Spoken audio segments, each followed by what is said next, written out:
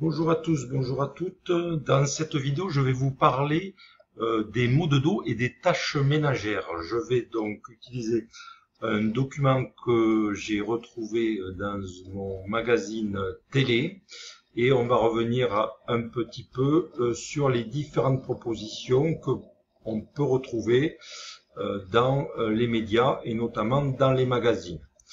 Donc j'ai scanné ce document-là et vous voyez que différentes tâches ménagères comme débarrasser le lave-vaisselle, faire du repassage, faire le lit, etc. avec des solutions qui la plupart du temps sont des positions qui incitent à la position assise. Alors qu'est-ce que j'en pense moi par rapport à cette position assise?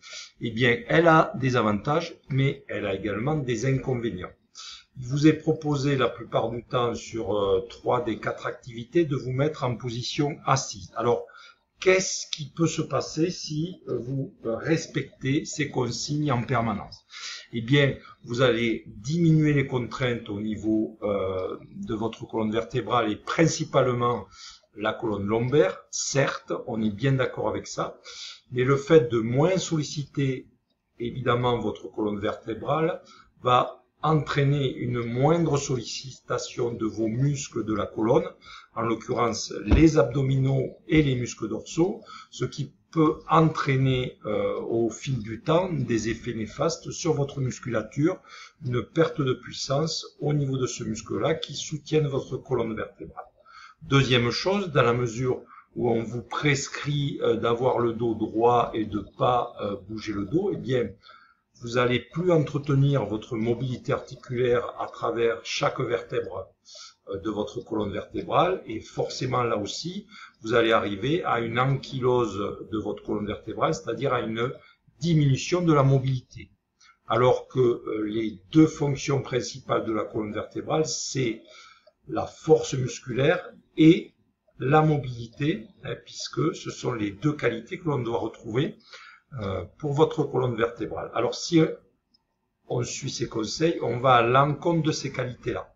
Donc je ne vais pas tout jeter à la poubelle, mais vous pouvez adopter ces positions assises uniquement lors des périodes où vous avez vraiment mal au dos, ou alors alterner peut-être la position assise et la position debout. Alors autant c'est possible quand vous faites du repassage. Après pour éplucher les légumes, ça ne va pas durer 3 heures en général, donc vous pouvez le faire debout.